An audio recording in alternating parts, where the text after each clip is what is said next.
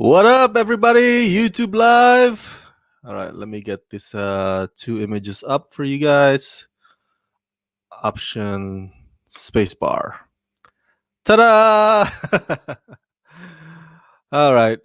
Sorry, I'm still on StreamYard. I should transition to Ecamm Live, which is a better program for shared screen picture-in-picture live streaming.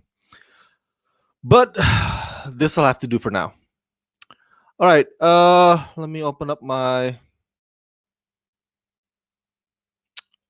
notes. We are here, of course, talking about um, Star Trek Picard, Season 1, Episode 7, titled Nepenthe. Let's see, where's my note? Okay, here we go. So, just like with all my other reviews, TV reviews of episodes that have already aired, this too contains spoilers. So heads up, spoiler alert, heads up, spoiler. There will be spoilers in this video review. You've been warned. All right. Let's see here. Where do we start? Nepenthe. Okay. Let's start with talking about the first scene of the episode. The Commodore Owen, and Agnes, played by Alison Pill.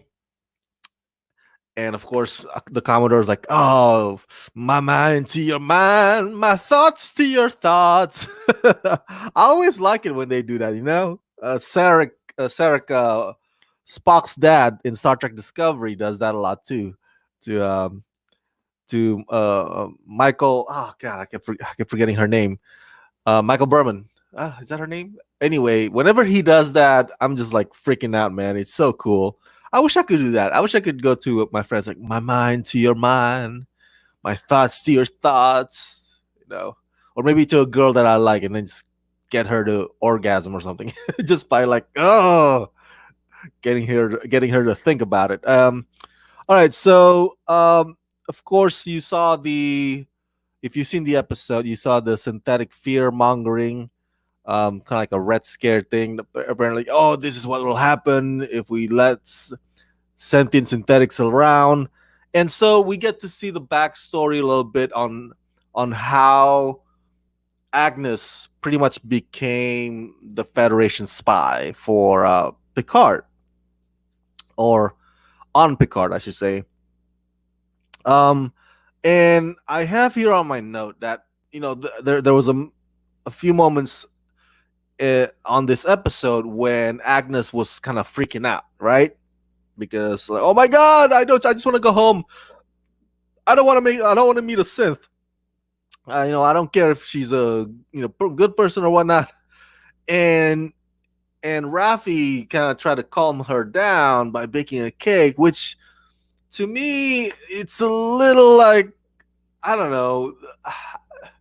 It doesn't make sense, the writing on that, the way it played out with Raffi and Agnes, because Raffi to me comes off as a person who if I assume that Raffi is the kind of person that, like, if Agnes is freaking out about synth, Raffi would like kind of, okay, Raffi would pull her aside and have a talk with her, like, of course he's gonna calm her down, but at the same time she'll be like, what's up? What's the dealio? You know? It's not just like, oh, you puppy, you dear child. I'll get you a cake. I'll get you. Oh, you want chocolate milk? It's never too much on Planet Raffi. I don't know. It's like the smothering is like, really, it doesn't come off as Raffi ish to me for her to do. Like, it doesn't raise any bells, any flags that that Agnes is freaking out. Like, come on, we got to question her. So when Rios ends up being the one suspecting Raffi, I was like, how does that? To me, it's like, how does that? Like, what did Raffi do that kind of raise the bells, if you will, for Rios? Really, not freaking Agnes freaking out. That's not the. Oh yeah, I think maybe Raffi's the mole. I was like, really? there's a girl right next to you that's freaking out, man. Why don't you be suspect or be suspicious of her instead?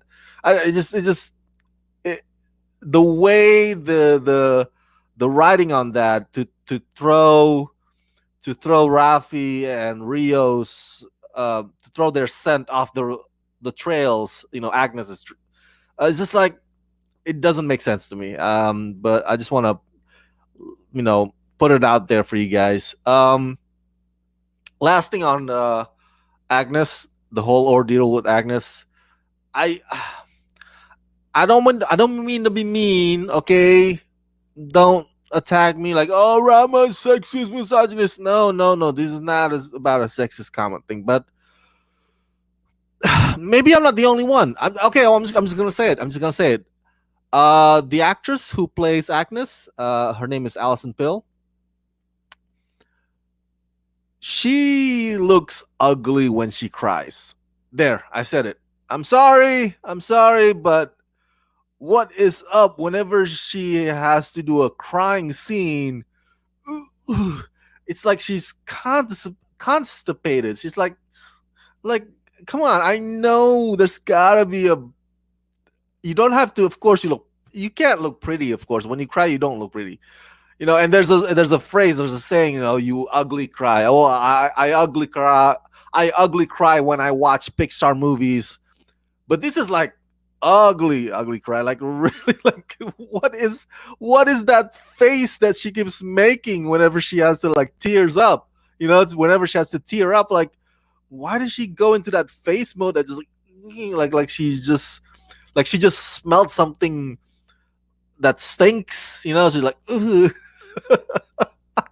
I'm sorry. That's the last thing I have on Agnes. I promise, but it just cracks me up. I could not take her seriously when she's like crying in agony. Supposedly, like, her character, like supposedly like, oh my god, I'm freaking out about the synth. All right, oh, Bruce died, whatever the cause may be, and she starts to tear up and she makes that face, and I laugh. I laugh. I just uh when I shouldn't be laughing because it's not supposed to be a laughable scene.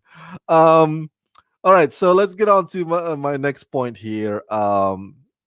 Before we'll save Riker and Troy for the last, okay? We'll save the best for the last. Um okay, I guess this is a question also for you guys. Um Maybe you guys have theories on this. That scene when Rizzo uh pretty much killed all the former Borgs. She lined them up, and she had her henchmen like, oh, shoot them. Whenever anytime that Hugh did not answer her, she's like, yeah, let's shoot another one. Like, and then she just lost her patience. Like, you know what, kill them all. And so throughout that whole sequence, throughout that whole massacre, if you will, where was Elnor? Where was Elnor? And it's like Elnor just showed up moments later when Hugh was like crying over the dead bodies of his comrades. Like, what happened? I thought by the end of the cliffhanger last week, we saw Hugh and Elnor together, right? They beamed up.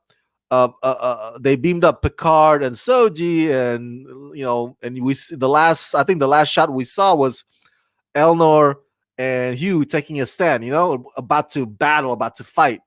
And I was like, what happened?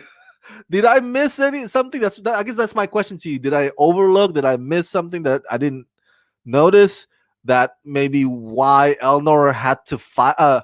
Why Elnor had to hide? During the massacres. I was like, seriously, I was baffled. I was like, luckily though, the episode seems to like, all right, we're gonna give you Elnor versus Rizzo fight, or Elnor versus Romulans fight. So it's like, it happens later on in the episode. Um, it's like, to me, it was more like a compensation, because for whatever reason we didn't get that Elnor versus Romulan's fight in the beginning. It's Elnor was hiding part. So, but we got the fight, so it's cool. Unfortunately, it ended with a tragedy with regards to Hugh.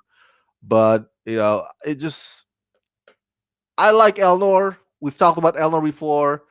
Um, I think I like him so much that it kind of bugs me whenever the show or the other characters on the show kind of treat him like a village idiot. I get it. He's like, the I guess he's like the child among them, among the crew. The young one, who probably don't know much about nothing much because his worldview is pretty narrow to his home world. Um, but he's a badass, So um, I think any chance the writers can give us a badass Elnor or Elnor in a badass mode, they should totally take that opportunity. They should totally let Elnor be Elnor. Um, okay, so let's see here. I think we are ready to talk about Riker and Troy. All right, and then I'll end with Hugh. Um, yes. So guess who's back? Guess who's back? Riker and Troy are back. Shady's back. Tell a friend. Oh my god.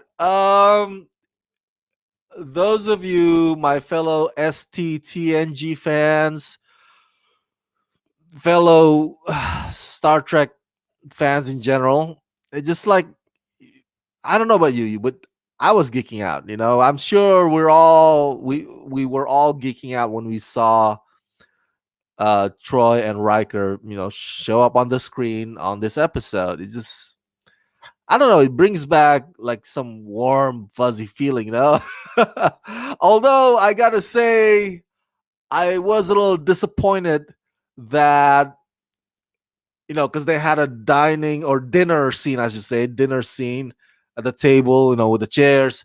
I was disappointed that Riker did not do his usual, how the way gets on sitting to a chair. You know what I'm saying? It's like the way you know what I'm saying. He goes from the backside. He puts his leg over the chair before. That's how he sits. He doesn't sleep like a normal person. And of course, partly because all the chairs and seats aboard the Enterprise were like small compared to his humongous size. Of course, credit to Jonathan Frakes, who's freaking tall. Uh, so I was a little disappointed that he didn't do his Riker sitting down style. Okay, uh, Jonathan Frakes, woo, the guy has let himself go. I was a little shocked too about because I guess that's credit to 1,000 credits to Patrick Stewart, man. After all these years, Patrick Stewart still could keep his slim physique, while the rest of us grow bigger on the waist side, including Riker. I'm just like in awe. I'm just like, oh yeah, I admire that. I totally admire that. And but Riker, of course, has kind of let himself go a little bit, which is perfect, if you will, to the whole scenario of him and Troy retiring, because that's usually what happens when you retire. You get fat. um, but you could tell the camaraderie, the solidarity between these two characters are still tight. They're still tight, And Riker, I don't know, I don't remember. I gotta watch the old episodes again of STTNG. But man, he became like a quick detective Sherlock Holmes. He put the pieces together, the puzzles about Soji in a matter of minutes. Like, oh, because he noticed the head tilt and everything. It's like, and he solved it just like that. Because Picard did not want to tell him anything. Picard want to leave. He wanted to leave Riker and Troy out of, his problem. He just needed a place to hide out for a moment. But Riker's like, ooh, yes, put the two and two together. Aha, data DNA is in her. I got it. It's like, damn it, nothing gets by you. Nothing gets by you, Riker, huh? I'm sure Picard thinks that way when that moment happens. Um, Troy, oh my god, uh, Deanna Troy. I think I've mentioned to you this before. She is to, or she was to Star Trek: The Next Generation Enterprise. What 7 of 9 was to Star Trek Voyager. In that, at least in my opinion, they're both sex symbols. In their prime at their time.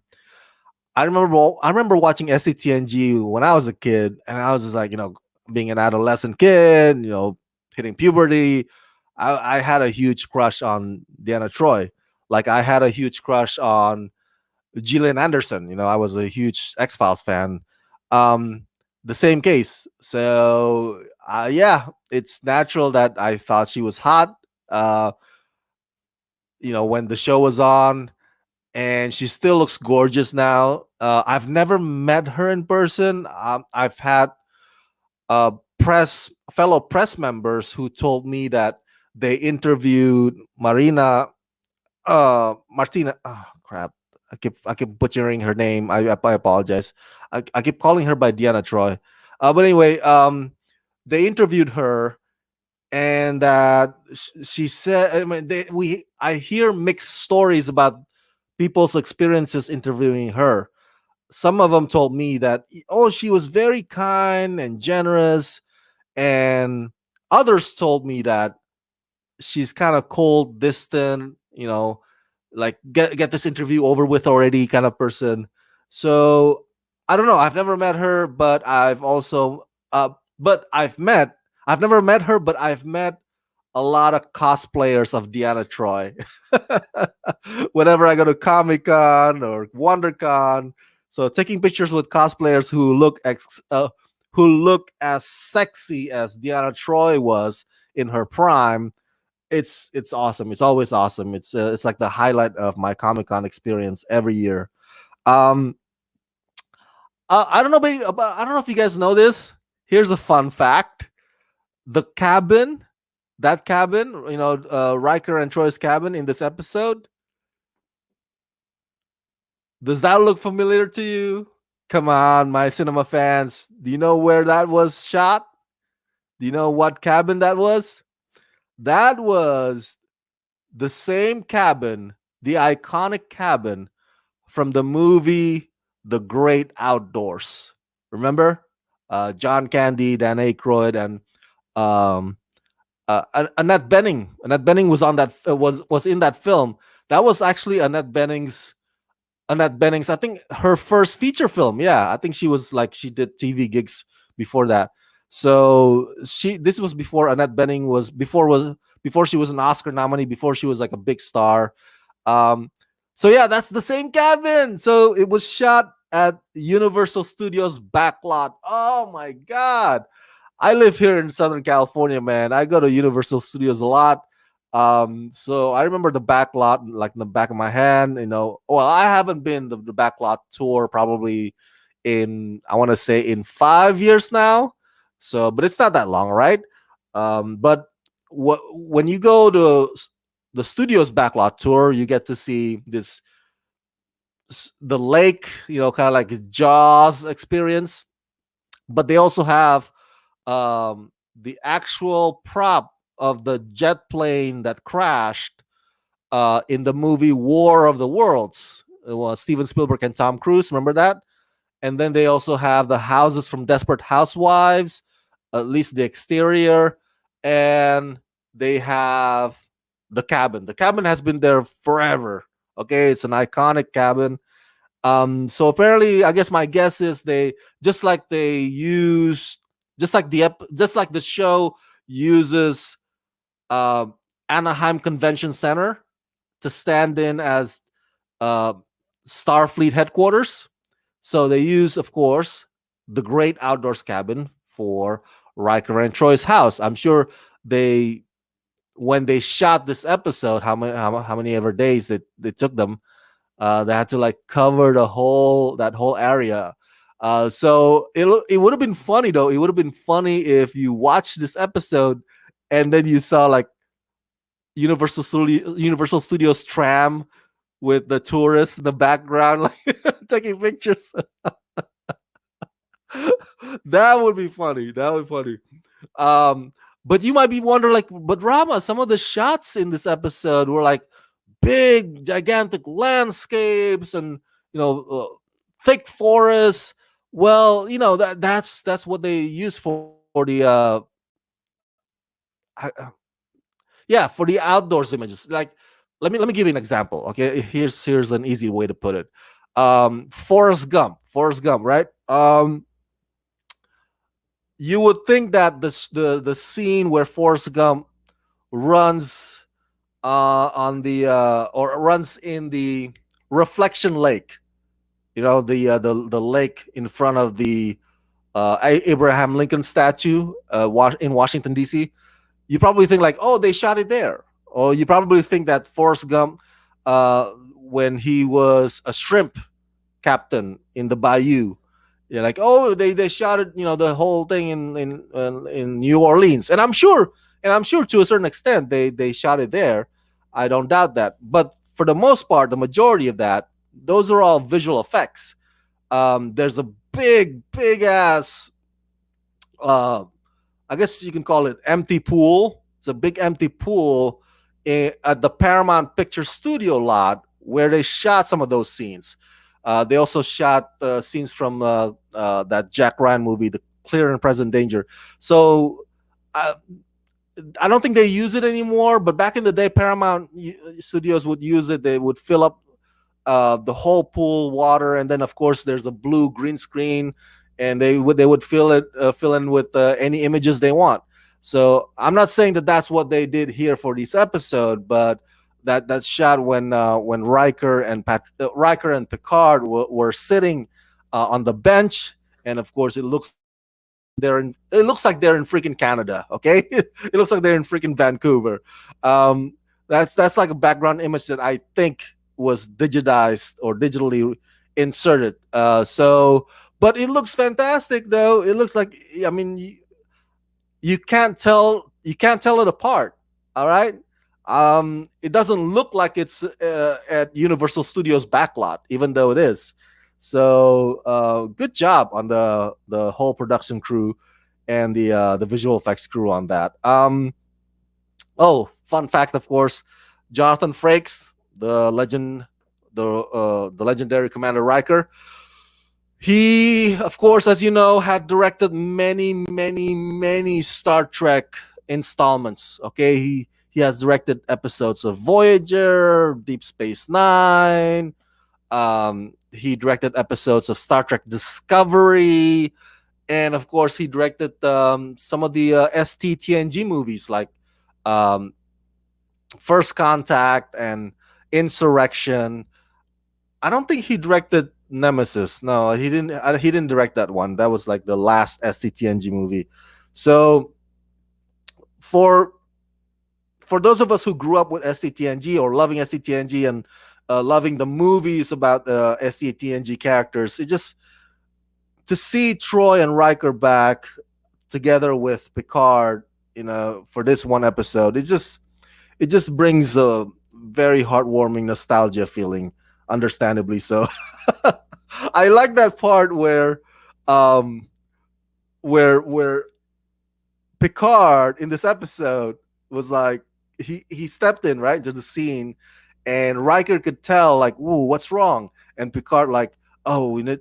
No. Riker figured out, right? It's like, "Oh, you need some place to hide." That's what Riker did. Yeah, it's like, "Oh, you need some place to hide." Yeah, just to cool down, just to lay low. And then immediately, what Riker did? Do you remember? He activated his home security like I think 3 times. He's like there's a first layer of security, there's a second layer, and then there's a third layer. I just like, I guess the third layer is specifically against Romulans. I mean, that is so cool. I mean, if I had my own if I own a house someday, from my lips to God's ears, I would want to have the 3 layer security that Riker has. I want to say more than just like, Alexa, activate ADT or whatever famous house security company these days. I want to have that 3 layer security, man. It's gonna be awesome. The daughter is played by Lulu Wilson. You probably remember her from the movie Ouija Origin of Evil. I interviewed her for that, by the way. She's about 15 years old now. She looks different. She's gotten bigger. Her character's name on this show is Kestra.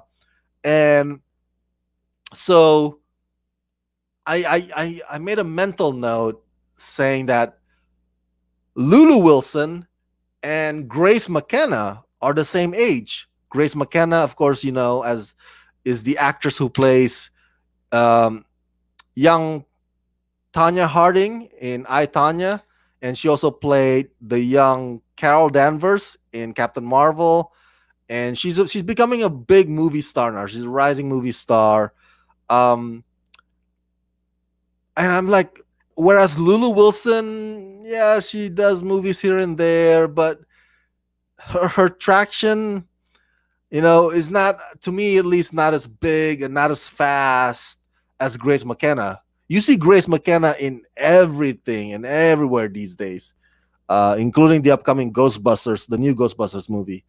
But Lulu Wilson as Kestra is really an interesting character. Very curious too. She asks questions a lot, just like any other kid would, um, and she looks things up. I like her. I don't have any complaints or objections about Kestra. She's a fantastic character. So as I'm winding down, also a few things on my note here. Um, there, okay, about a couple of scenes that I like.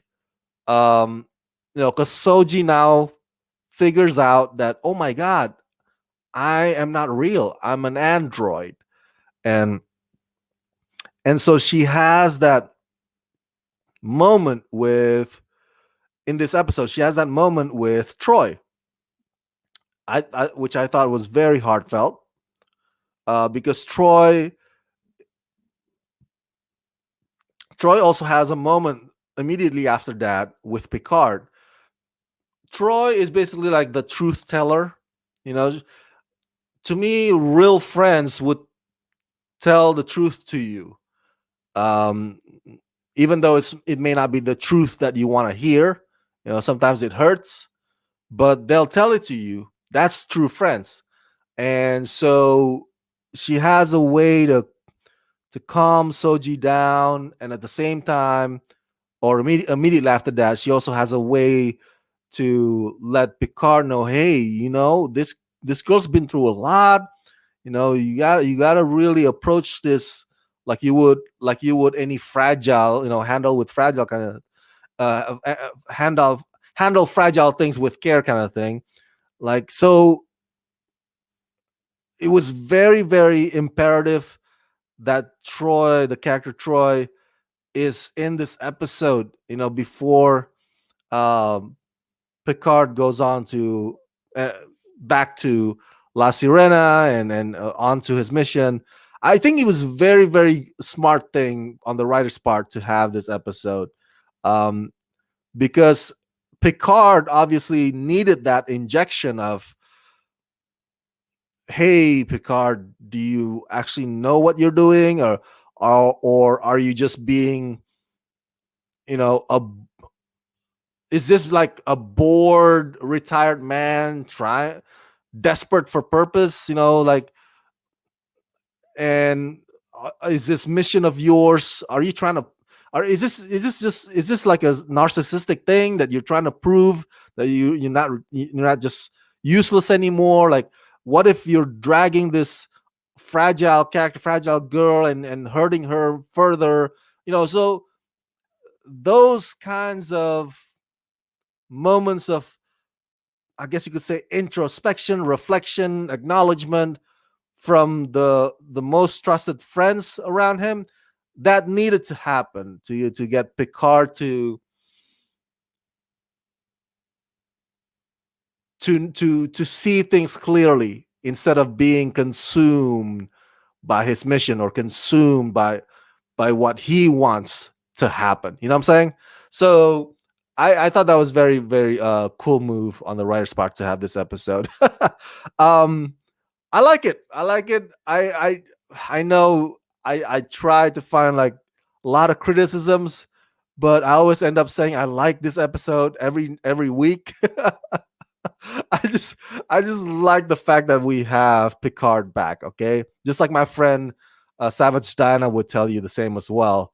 But I will try to be objective. If there are things that I don't like or things that are silly, of course I would always point it out. Um, and lastly, rest in peace, Hugh. Rest in peace, third of five, aka Hugh. Wow, that is quite something. The the writers, and the producers, everybody involved, the creative talent, decided that this would be the show where they kill off Hugh. Um, and it was a tragic end, you know, not like natural cause or anything. He got killed by Rizzo. So let's keep it 100. That was kind of sad, and he didn't get to. Well, he said his goodbye to Picard, but it's not like goodbye, goodbye. Nobody expected him to like get stabbed in the neck, and I'm sure when Picard finds out that Hugh had died, that's gonna get him boiling too. But I digress. Back to Hugh. He's just like, this is a character that's been played by Jonathan Del Arco since, yes, STTNG, the Borg arc. So, and he's part of the universe. It's a familiar face, and so it's sad. It's sad that he dies. Um, but he dies heroically. He dies, using the Borg cube to help former Borgs. He died a good guy. He died a good guy. So yeah, quite an iconic character that we lost today. So I'm relieved that did not happen to Riker and Troy. I thought, like, oh my God, Narek's gonna find Planet Nepenthe and then kill Riker and Troy, and then Picard, Soji running into the woods. That would probably be the scenario if it was like a 2-hour movie. But I'm glad Riker and Troy are safe from the Romulans. I think that's it. Those are the notes that I have. I did not overlook or miss out on any important train of thoughts. Such a great episode, great nostalgia. Um, right now is episode 7. Last I checked, there are only 10 episodes, right? In the season 1. Was it 11 or 10? I think it was only 10. So if it is only 10, then we only have 3 episodes left, which also is kind of sad.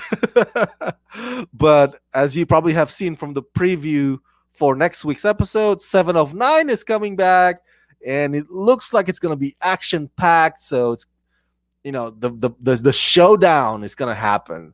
It's going to be really really cool. So yeah, can't wait for next week. All right, going back to Tunnel Vision. Thank you so much for tuning in to this live review of Star Trek Picard, Season 1, Episode 7. And tune in again next week. And share your thoughts in the comment section below. If you've seen the episode today, what did you think about it? Did you like it? Did you not like it? Do you agree or disagree with my assessment? Let me know what you think down below in the comment section. And as always, subscribe to my channel, press that like button, and ring that bell. And if you can help support me, please do so at patreon.com/ramascreen. All right. Let me get out of this slideshow images. Engage. Make it so.